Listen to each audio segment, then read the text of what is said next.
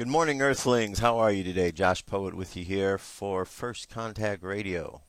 We are here Monday through Friday, 8 a.m. to 9 a.m. Pacific Standard Time at firstcontactradio.com. You can listen to us on the radio. You can watch us on the video. All sorts of options. Now let's jump over to our dream spell today. Now, in case you're wondering, for those of you who are new listeners, what this is we do every day and why I am about to read you this information, it's very simple. This dream spell, this is it's part of the 13 moon calendar.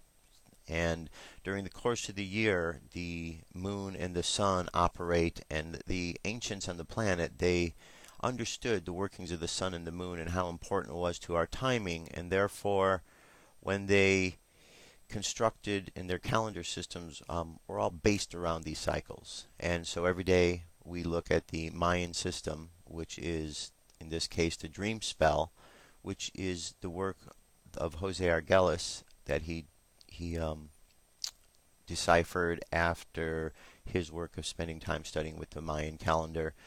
And it pretty much goes ahead and just gives us a different day, a different name for each day, an energy for each day. It's kind of like astrology.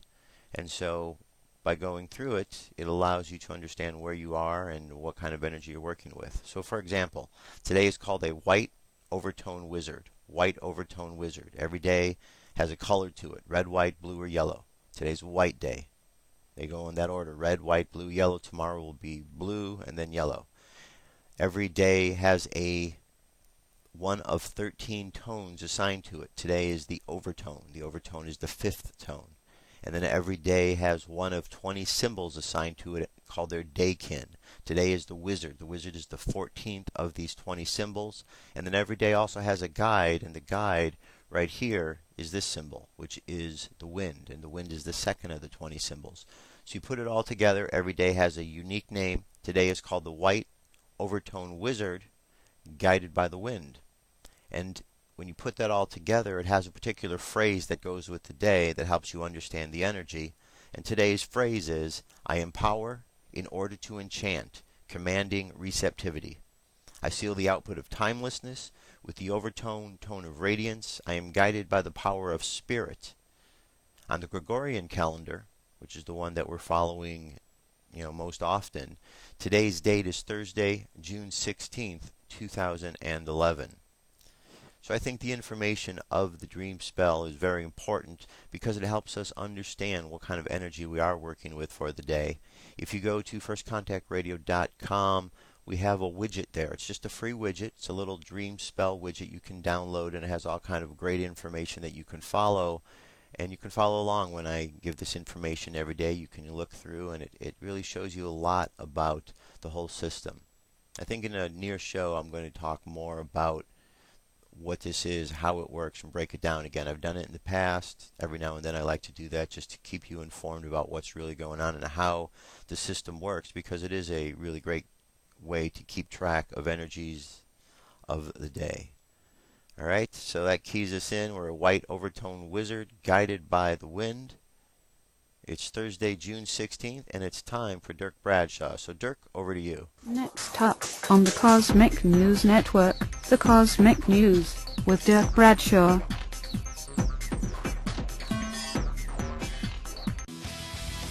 It's always important to be in the know, to be ahead of the game.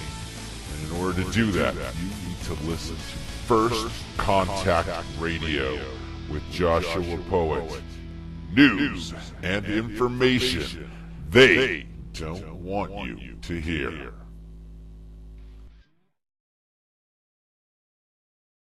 Flying high, planet Earth. This is Cosmic News with Dirk Bradshaw.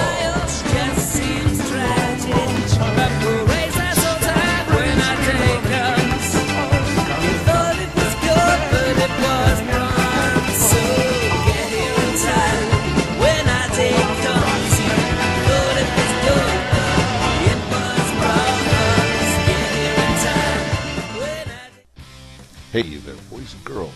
children of all ages, it is time for Cosmic News with Dirk Bradshaw. Right after Bradshaw.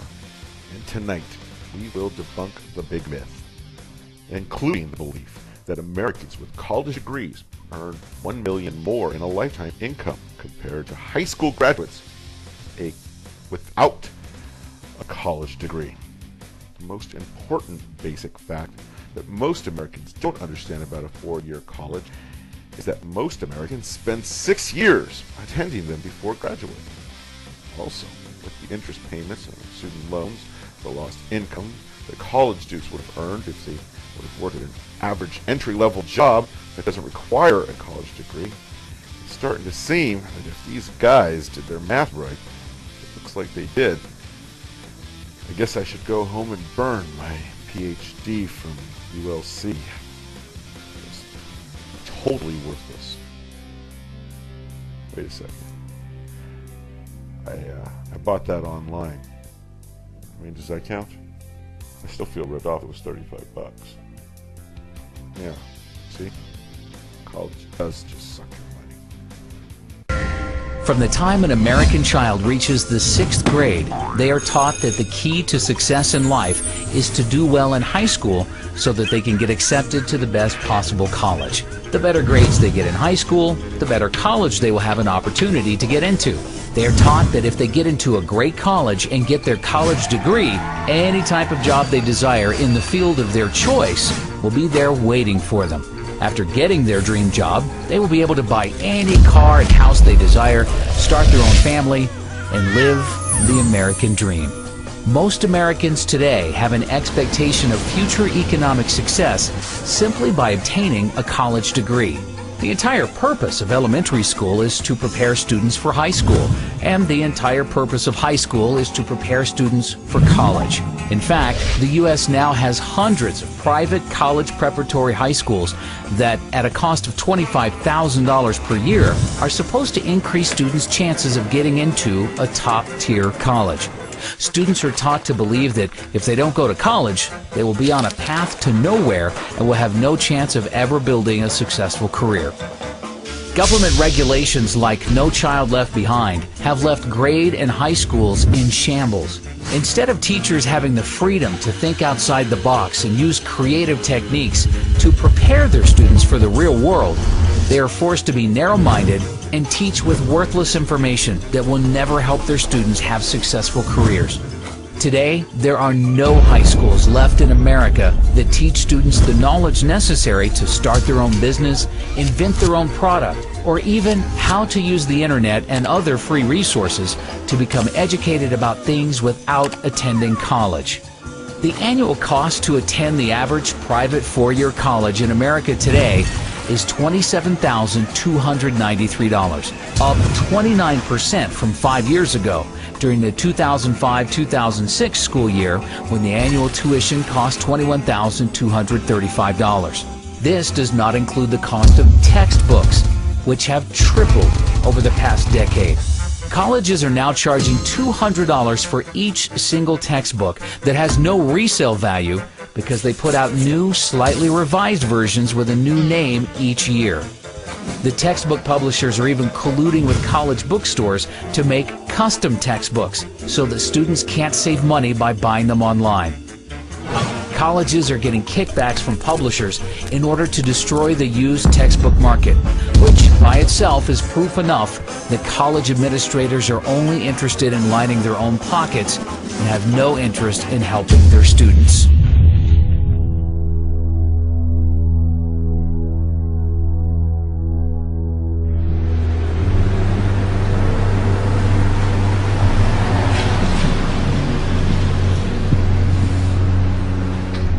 You have to have a certain kind of brain to understand the dead language that they write in textbooks.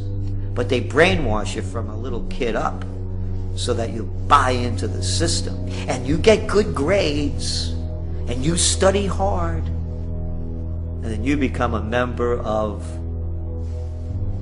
the total system. No freedom. You don't know how to think, because they told you how to think their way. college tuition has seen 5.15% annual price inflation over the past 5 years. This is despite the fact that U.S. real estate prices are down 26% from their peak in July of 2006, and the Dow Jones is down 18% from its peak in October of 2007. Even oil is down 38% from its peak in July of 2008. During the financial crisis of 2008, Americans lost $10.2 trillion in paper wealth. And college is the only thing in America, besides the cost of health care, that did not at least temporarily decline in price. Inflation has made it impossible. Again, when I was a kid, it wasn't, you never heard parents saying, we're planning and putting money away for your education because it's going to cost us $100,000 and we have to keep putting that money away so that when you graduate, not only will you not pay us back, you're not even going to get a job.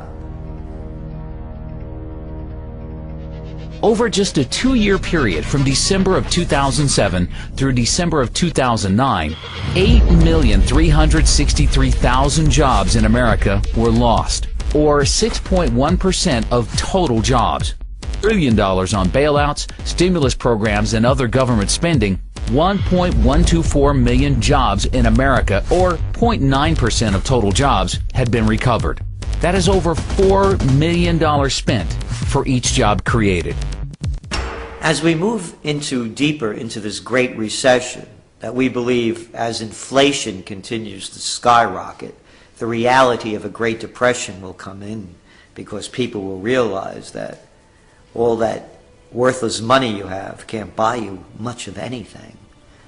You're going to see more and more people, as they're already doing it, believing that by going to college, that's going to be their passport to the future. It's not what it used to be. A degree, a college degree, a BS, what does that buy you? And I love the mentality. The mentality is this, that corporations and businesses won't hire a person unless they get a degree. Not me. I don't care if you have a degree. It makes absolutely no difference. I want you to have a mind, be able to think for yourself and think on your feet, and be energetic and love what you're doing and have a passion in so many different other ways. Not to be able to just regurgitate what you're being told. And that's all it's come to. It's regurgitation.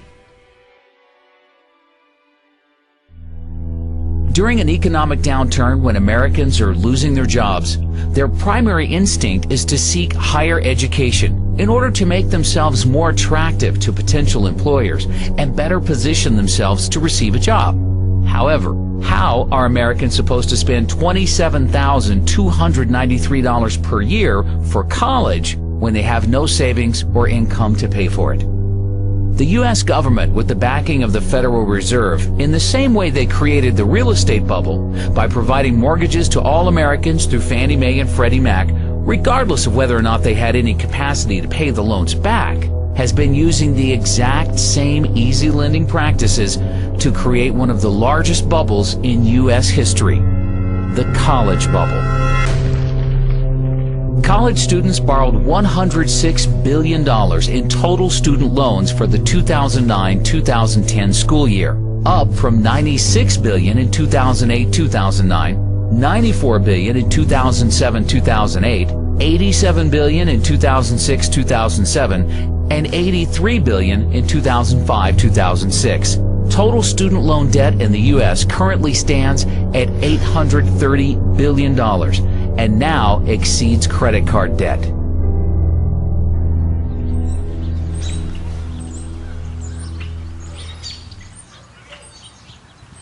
I was so pro-education. That's all I wanted in my life was an education. And you know, I'd like to still be pro-education, right. But to put anybody through what I've been through, no. Really, in my case, the education, I think, really ruined my life. Right. So, I mean, I would have been better off if I just would have gone to work at, you know, McDonald's or something. actually. So That is unbelievable. because this is a debt I can never get over.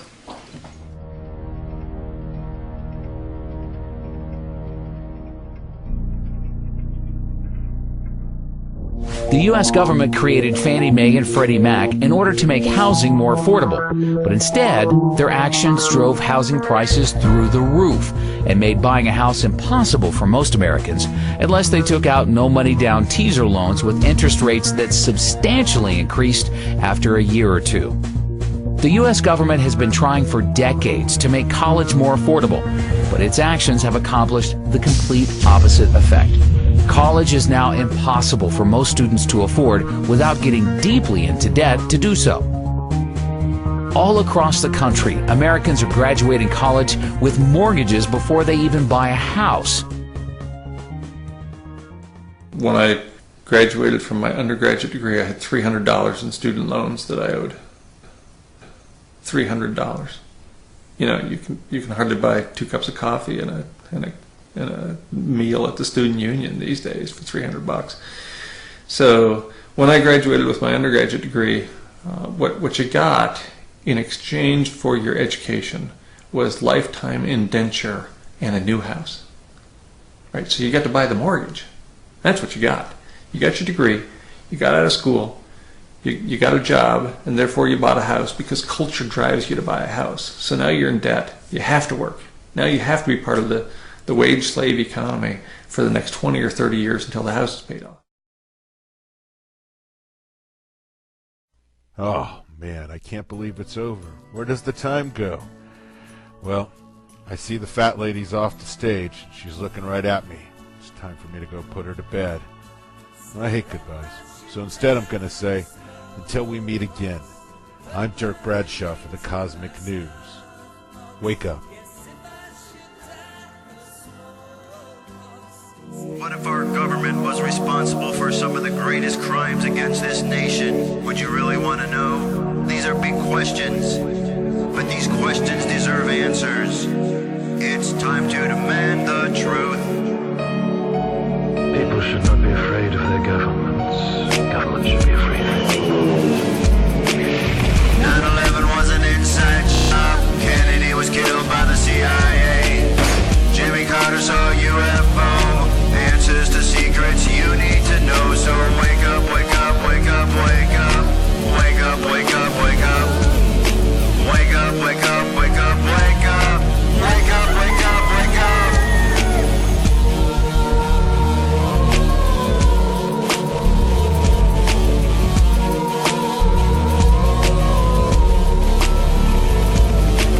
The evidence is overwhelming. Step past your fear, take a look. Illuminati lies keep growing. What they're losing from your eyes. And wake up, wake up, wake up, wake up. Wake up, wake up, wake up. Wake up, wake up, wake up, wake up. Wake up, wake up, wake up.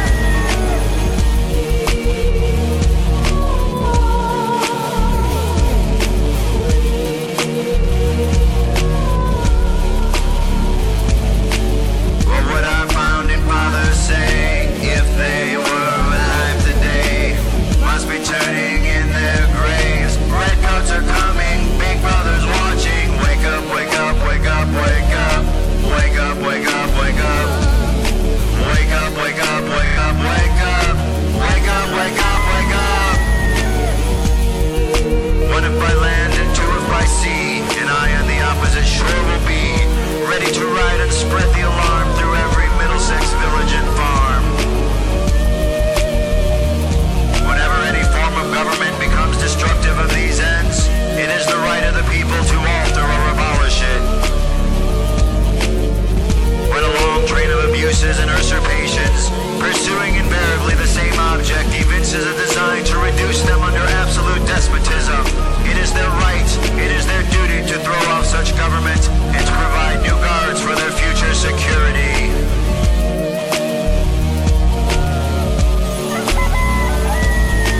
Wake up, wake up, wake up, wake up. Wake up, wake up, wake up. Wake up, wake up, wake up, wake up. Wake up, wake up, wake up. Wake up, wake up, wake up, wake up.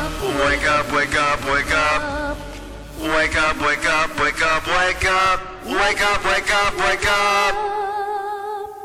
Patriots arise.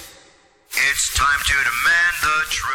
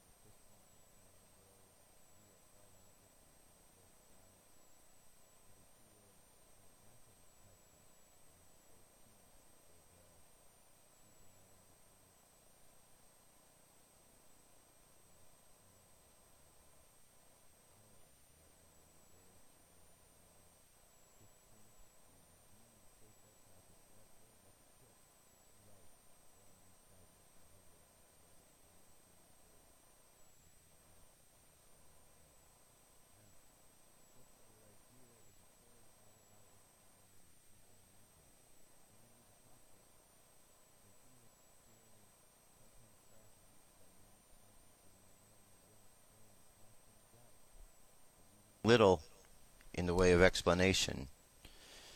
All right, I see I didn't have my volume on momentarily here, so sorry about that. Let me backtrack for a moment here. This is a story about Indonesian crop circles, and was a UFO responsible? You can see the picture of the crop circle right here. It says human experience sometimes crashes into the dynamic cosmos of the unknown and the unexplained, casting doubts but leaving little in the way of explanation. Although reports of crop circles have occurred down through time in many parts of the world, this is the second time one has been found in Indonesia and the first crop circle ever to be seen in a rice field. What does it mean? No one can really say, but the phenomenon has attracted thousands of spectators, especially following rumors that the circles might have been made by a UFO. Alright, moving right along here. We have a story coming out of the InsideCostaRica.com. Tourist or UFO? Atop. Let me bring this in for a little better. There we go. Alright. Tourist or UFO atop Costa Rica's Arsenal volcano. A tour guide, during his latest visit to the area of La Fortuna and the Arena volcano, saw something unusual, a shiny reflection from the top of the Colossus, a sight that had never before been seen and unexplained. The tour guide, Luis Carlos Burgos, decided to make the video of the occurrence and send it to local television news, Telenoticias. Raul Mora, volcanist for the Universidad de Costa Rica, explains that many tour guides in the area of La Fortuna organize clandestine tours of the Colossus, charging tourists hundreds of dollars for being guided to the top of one of the cone-shaped volcano. Climbing the Arenal volcano is illegal. The Colossus is surrounded by a national park that has restricted access to visitors.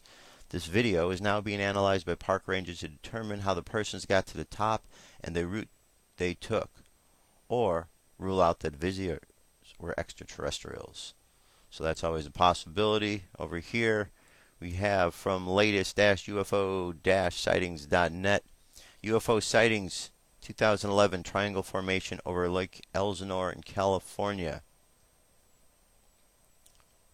Alright, this goes back to 2 UFO videos were recorded in a city, western Riverside, California, Thursday the 6th of January 2011 by 2 different unrelated persons. As you can see in the video here, in the image, it's a distinct triangle shape that is usually seen or has been seen in a number of places.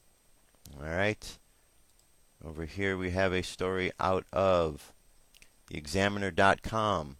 Series of sequential lights reported near Congress, Arizona. This is Roger Marsh. A Congress, Arizona witness reports watching a sequence of lights that was formed sequential patterns in the sky beginning about 9:30 p.m. on June 14, 2011, according to testimony from Mutual UFO Network Witness Reporting Database. The witness reports that the lights were appearing on a clear night with nearly full moon north of Wickenburg and west of Highway 93, a route that connects Wickenburg and Flagstaff and continues to Las Vegas, a sparsely population area through a busy highway. A single bright light first caught the witness's attention. I waited for the light to move or blink, as would an aircraft light. However, it simply disappeared in perhaps 20 seconds, the witness stated. A moment later, another light appeared, slightly lower and a few degrees north of the first light. It became a sequence or a row of 5 lights in a straight horizontal row. The initial light went out, and immediately the second light turned on, remaining for about a half a second, went out, the third light turned on, and so forth, for 5 lights total. The separations between lights was uniform and was clearly a row of lights, not a single light that was moving and blinking. The light pattern repeated 4 more times. Moving on, this is some information I thought you might want to know. For all you UFO enthusiasts who want to get out there and travel, these are hot spots around the world. EducatingHumanity.com is the name of this website. Here we go. Warminster, Wiltshire, UK. The vast field of Salisbury Plain in Wiltshire, South England, is a stretch of verdant land steeped in history and is where the ancient monolithic site of Stonehenge sits. Okay, that's one. Then we have Wycliffe Well, Australia. You really don't want to go to Wycliffe Well in Australia's Northern Territory and not see a UFO. Sightings are so common, the website of the Wycliffe Well Holiday Park states that if you stayed up all night looking, you would be considered unlucky not to see anything. And you have Bonnybridge, Scotland. There's something special about Bonnybridge, Scotland. Since 1992, the small town has been the site of an unusually high number of UFO sightings. In fact, Bonnybridge lies in what UFO believers called the Fairkick Triangle, an area of land between the cities Stirling, Fife, and the outer neighborhoods of Edinburgh, where people routinely report unidentified objects sailing through the sky. The Scottish government says it receives 300 UFO sightings from Bonnybridge and surrounding areas every year. And then, of course, there's Chile and their UFO trail. It says over the past 2 decades, residents in Chile's central district have recorded so many UFO sightings that in 2008, the town of San Clemente opened a UFO trail, a 19-mile stretch that weaves through the Andes Mountains. Mexico City. On July 11, 1991, a total solar eclipse began over the Pacific Ocean in Hawaii, moved over Mexico and Central America, and down to South America, ending in Brazil. In Mexico City, people reported seeing much more than a rare celestial event. In what has been called one of the largest mass UFO sightings ever, a number of Mexicans reported seeing a strange hovering craft as they were watching the eclipse. And last on our list here is Stevensville, Texas. It says in January 2008, dozens of people reported something funny hovering in the night sky. It was described in many ways. Some described it as a mile wide, silent object that flew low to the ground. Some said it moved incredibly fast. A local newspaper reporter said it was very intense bright lights. The story later made it onto CNN's Larry King Live, which did an entire hour on the sighting. So was it life from another planet? Well, the Air Force says it wasn't. A couple weeks later, explaining that the 10 Air Force Reserve F-16 jets were the cause of the lights seen over the central Texas, but it's doubtful the Air Force explanation is sufficient for those who witnessed the object. And there you have it. For those who are going to go out there, 6 UFO hotspots around the world. And that, my friends, that is our UFO news for today. We're going to jump to another song here, and then when we get back, hold on, because there's a lot to report. So we're going to get to that momentarily. The name of this song coming up for you right now is called Roswell. Enjoy. Headline edition, July 8, 1947. One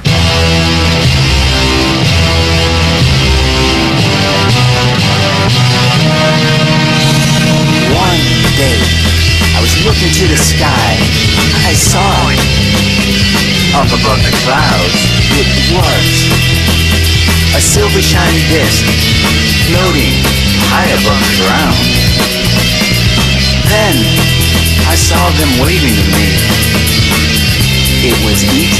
and his family. Something happened, a missile from the ground to the sky and shot the UFO down. Roswell, you didn't make it home. Roswell, you didn't make it home. The Army Air Forces has announced that a flying disc has been found and is now in the possession of the Army. One day, I was looking to the sky. I saw a UFO shot down. It was a silver shining disc, broken in pieces on the ground. Then I saw them lying there, bodies scattered everywhere. Something happened, a military show picked up the pieces and the case was closed. Roswell, you didn't make it home. Roswell, you didn't make it home. Army officers say the missile, found sometime last week, has been inspected at Roswell, New Mexico, and sent to Wright Field, Ohio. One day, as I was looking to the sky, I began to think for myself, what if another ship comes down to take E.T. home? Then it occurred to me, maybe this is Earth's destiny. Something like this won't happen anymore. No more missiles, no more UFOs down. Roswell, you didn't make it home. Roswell, you didn't make it home. Headline Edition will bring you special reports and interviews in a moment. All right, everybody, welcome back. Okay, you ready for a whole barrage of news? Because I've got a lot here that you may not know about, but you're going to now. Very important information out here. Okay, let's get started here with our, well, let's see. We are going to get started here with this story I bet you haven't heard. This came out on the 15th of June. West Palm Beach, Florida, running out of water. Only 22 days left of a water supply. Drought is that bad. Well, that came out on the 15th. That was the other day, 16th. So that means they've got, what, 21 days of water left there. Here is the headline in the West Palm Beach Post. City water could run out in weeks. Significant threat exists to the public's health. This is by Andrew Abertson. On Tuesday, unbeknownst to the mayor or commissioner, city officials warned the South Florida Water Management District that it had only 22 days of water supply remaining. Conditions are such that a significant threat exists to the public's health, safety, and welfare, the health of animals, fish, or aquatic life, public water supply, and commercial, agriculture, and other reasonable uses. The report stated that requesting permission for the city to tighten its watering restrictions. The day after the city warned that it had only 22 days of water remaining, West Palm Beach approved an order on residents allowing just 1 day a week of watering, effective today. Also, the city started spending about $10,000 a day from its utility reserves to purchase water from the county, but the city can only get 1/3 of its water needs from the county and might have to rely solely on the country supply should it run out of its own water. If the city estimates are accurate, it would run out of water on June 28th. It's not immediately clear how long the addition of a country water and the new restrictions on water will extend that. Who would have thought that Florida, surrounded by all that water, is going to run out of water for themselves? That's kind of strange that that would happen, but it is happening. So you need to know about that. Now here's another issue where water is causing a big problem. We've got the flooding Mississippi and the Missouri River. And now they are threatening nuclear plants. That's right, nuclear plants here in the Midwest are being threatened. Airspace over flooded Nebraska nuclear power plant still closed. This is from was it the Business Insider, Ricky Kreitner. A fire in Nebraska's Fort Calhoun nuclear power plant briefly knocked out the cooling process for spent fuel rods. The fire occurred on June 7th and knocked out cooling for approximately 90 minutes. After 88 hours, the cooling pool would boil dry and highly radioactive materials would be exposed. On June 6th, the Federal Administration Aviation issued a directive banning aircraft from entering the airspace within a 2-mile radius of the plant. No pilots may operate an aircraft in the area covered by this NOTAM, a NOTAM, referring to the Notice to Airmen, effective immediately. Since last week, the plant has been under a notification of unusual event classification because of the rising Missouri River. That is the lowest level of the emergency alert. The OPPD claims that the FAA closed airspace over the plant because of the Missouri River flooding, but the FAA ban specifically lists the Fort Calhoun nuclear plant as the location for the flight ban. The plane is adjacent to the now flooding river, about 20 minutes outside downtown Omaha, and has been closed since April for refueling. Now, to go a little further on this, we've got a video here that explains some information about it.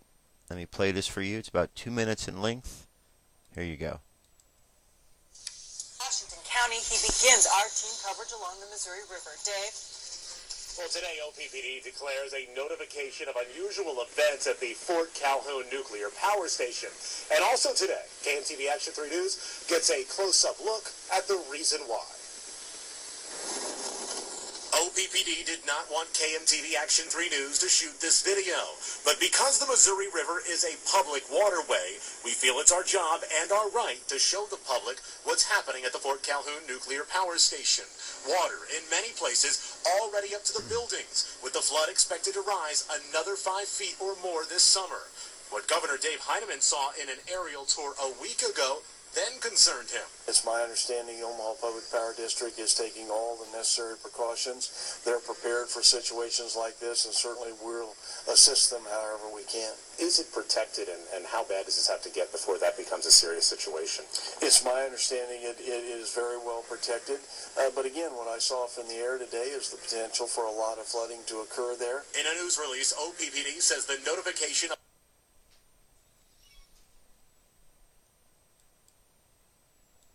in process or have occurred which indicate potential impacts to the plant. It's important to note the reactor remains shut down for refueling and is not a threat to neighbors, and we're told no release of radioactive material has happened or is expected. Currently, OPPD is using sandbags, temporary dams, and water pumps to hold the Missouri River back. As we saw firsthand today, the flood already on plant property is just getting higher. Again, OPPD says that the plant currently is shut down and there's no threat to surrounding communities. But in the coming weeks, we'll see if and when the water does any damage to the Fort Calhoun. All right. So now we got some nuclear issues going on in the Midwest. And I think we should have learned some lessons by now from what went on in Japan, that just because they're giving news right up off the bat about what's going on doesn't mean they're necessarily telling the truth. They held back information. So I think we need to keep our eye on this, because there's nuclear rods in there that if they leach into the water, which is flooding the place, that means that nuclear properties are going to go out into the water all around there in the Midwest. It's not something that we really want to have happening, something that we need to keep an eye on. And let's see, it says here, this is a further story. I'm going to link this to our page. This is a bit longer. This is 14 minutes long, talking about the same information, but just a little bit more detail. Now, here we go. We have Mississippi River floods threaten gas production. Another problem needing to be dealt with. Of the nation's refining capacity and hundreds of oil wells are at risk as flood crests along the swollen Mississippi River makes its way towards Louisiana over the next few days. Flooded refineries would have the most impact on the nation's oil infrastructure and hence could send gasoline prices higher.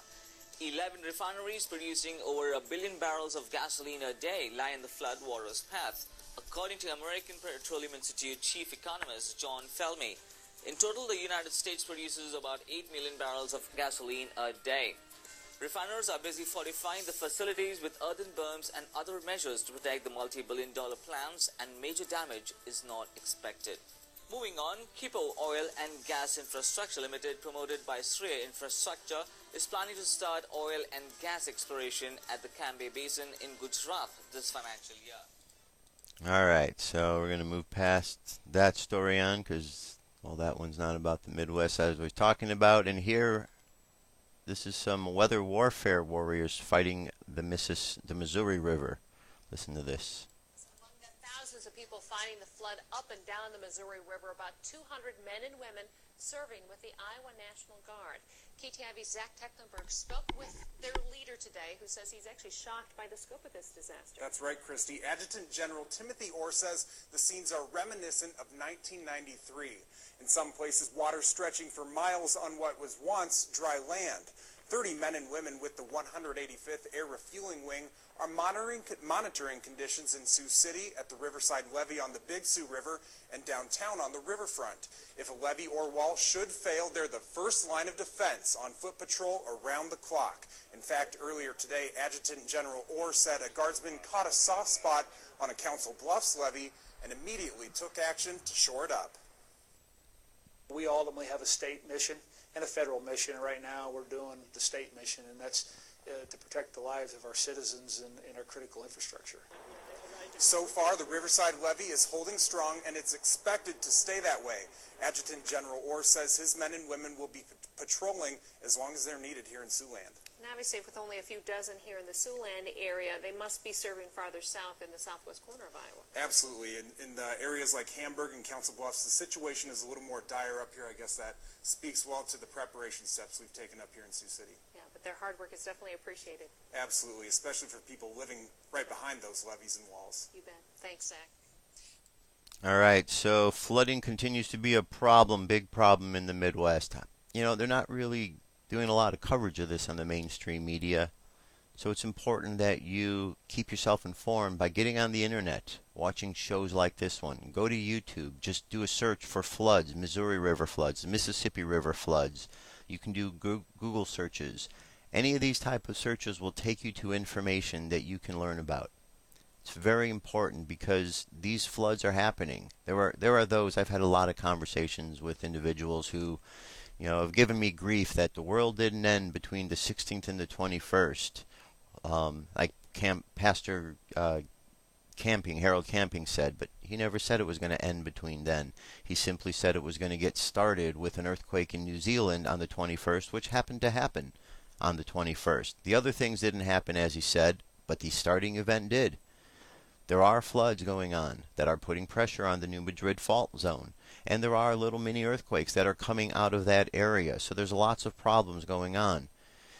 We need to stay on top of this, and we need not to get caught up in the mainstream media turning our attention away from it by putting in our faces other stories that are not important. We don't need to hear about Washington and their wiener problems. That's their issues. So they should clean that up. We have bigger issues and bigger fish to fry, because when push comes to shove, the government's really not going to be there to help. They want to, they say they're going to, but just think of all the things that our presidents and our leaders have said they were going to do and have never done. Well, when things get to be too crazy with Mother Nature, they're not going to be able to maintain all of that. They're doing the best they can now. There's a lot of good men and women out there in the National Guard and the services that are providing help to the communities, but if nature gets too crazy, they could get very much overwhelmed. So the only way we're going to get through this is we all have to bond together to help each other. That's how we're going to get through these times. We have to help each other. Life is going to change. Things are going to change. The way that we look at things are going to change. But it will make us better people, because during times of conflict, the character of an individual comes out. And so this is a time for really all of us to check our character and check our integrity and see what we stand for. And if we do that, we're going to be all right. We're going to be all right, because I know there's a lot more good than there is bad going on down here on this planet. Now, there was a big earthquake yesterday, 6.6, and this was in Papua New Guinea. I don't know if you heard about this one, but you are hearing about it right now. Let me play this. This is from the Earthquake Reporter.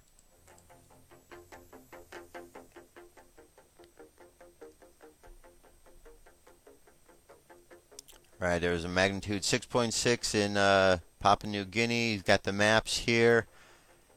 This video is going to be linked up to our playlist for today so you can really look at it. You can also go to the USGS website and stay on top of what's going on with earthquakes there. In a moment, I'll pull up a couple of maps and show you where you can keep on top of such things.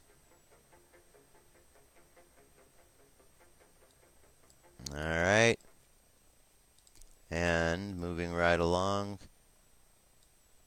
If you didn't get a chance to see the eclipse the other day because you were on the wrong side of the planet that it was occurring on, well, here's your opportunity. This is a 28-second clip that kind of goes through a speeded up version of what happened yesterday. The moon looks pretty cool right here. Here we go.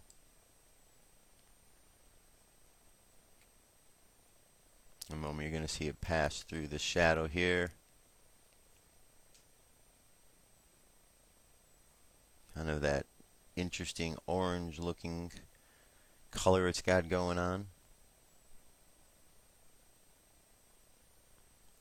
And there it is out of the shadows back to normal. And there you have it. So there's a lot of great pictures online. If you go and just Google the eclipse, you can find those. Go to NASA's website. Spaceweather.com is a good website to go to. And you can find out all kind of really great information about that. Alright, where are we at here news-wise? Okay, Comet Elenin. Comet Elenin. We're all hearing about Comet Elenin. Well, not everybody, because the mainstream, of course, is not talking about this subject, despite the fact that NASA has made an announcement to its employees and its NASA family to prepare for some sort of disaster. Mainstream media chooses not to inform the general public for some reason or another. I have a hard time believing that they don't know what's going on, because if I can go on the internet so easily and find news and information, and you can go on the internet and find news and information, well, I'd have to believe that those who are supposed professionals working in the mainstream media that are spending time researching stories, sitting in front of computer monitors, should have the same ability to type with their fingers information, to go to Google to pull up these different amounts of information that's out here. If they're not doing that and they're not presenting it, well, there's a reason. Someone's told them not to. Because the information is readily available to everyone, including the mainstream. So you have to ask why. Why are they not telling these stories? Something is quite interesting and fascinating and troubling about the whole situation. Now, this is a video that I found. It says Nibiru Planet X Elenin Dwarf Star Survival 2011 Great Huns 2 is the name of this guy's information here at YouTube. And what he talks, well, let me just play it for you. It's only a couple minutes in length. You can hear the beginning and I'll zip through it here.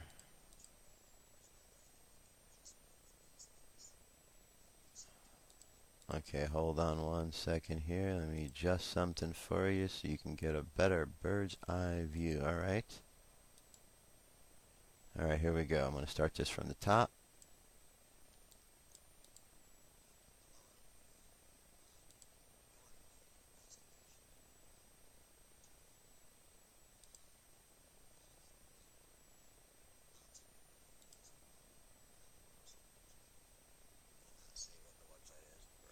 Confidential reasons, but they had pointed out on the 10 franc, which is a Swiss note, the solar system here.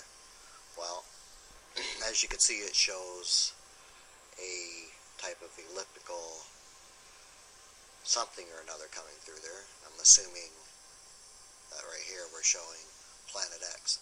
Now, what I did to try to figure out exactly when this alignment, everything here would come together, I actually went as far as going ahead and putting in the date, the hypothetical date of September 26th, 2012. All right, so just to move forward along here, what he did was he found on the back of this franc, this franc worth 10 francs, an image of the solar system, and it would appear to be that in this image here that we've got the planets, and they seem to even be marked out here: Mars, the Moon, so on and so forth, as well as these markings that would indicate comet Elenin and the other objects that are out there right now. Well, if you go to the JPL website, you can bring up their little graph as well. And so what he did was he zipped ahead to find out when the exact alignment would be. And here's what was discovered. Our alignment, just like here: Mars, Mars, Venus, Venus, Mercury, Mercury, Earth, Earth, and of course the alignment of Elenin on September 26th of this year. So I'm trying to figure out how they had this on here, considering this piece of money came out according to Wikipedia. Let's see here. It was initially released in the 5th of November of 1979. Now I find that a little odd, don't you? I mean, there's no way that can just be a coincidence. That's September 26, 2011. Okay, so in 1979, this bill was put out that has this map on it that matches to a time coming up on September 26th. Swiss franc, he said. Now, if that is correct, I'd have to just make a simple connection. Isn't Switzerland where they just had the Bilderberg meeting? Isn't that where they usually have their meetings? So is there some sort of connection, some sort of inner knowledge about something that's going on?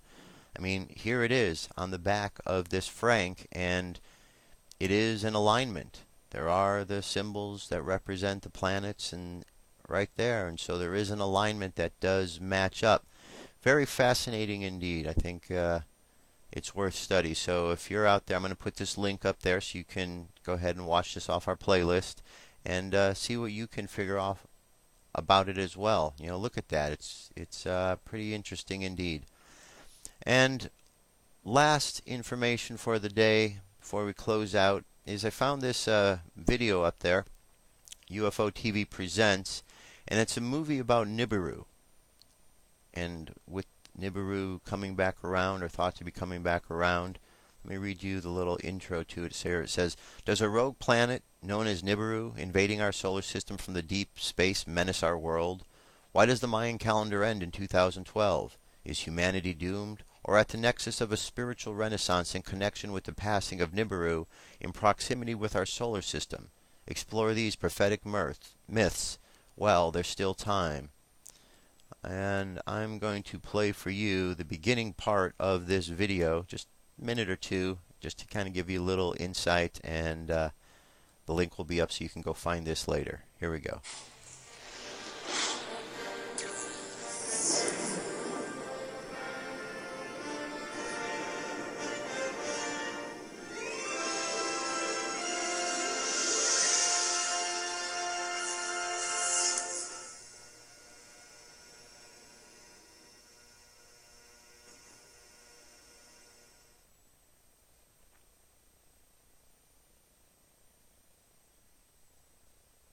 Of course, we have the FBI warning. Do not copy this.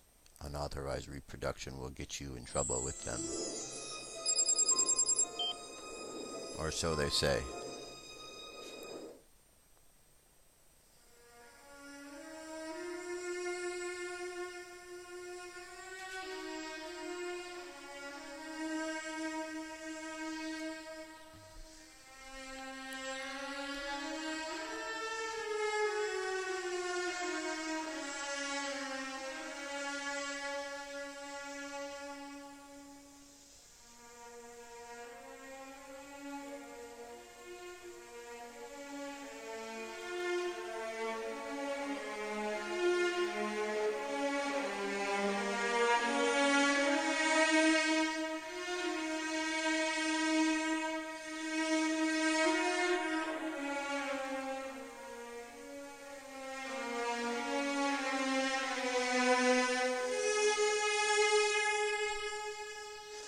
There's another iceberg out there, Mr. Lovett.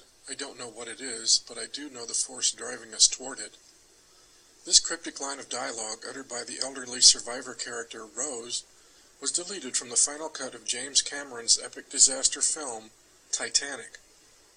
Such an enigmatic insight seems to suggest a subtext beneath his stark visual drama that offers this tragic disaster as a haunting metaphor, or perhaps a prophecy, of a more vast apocalyptic event looming just over our horizon.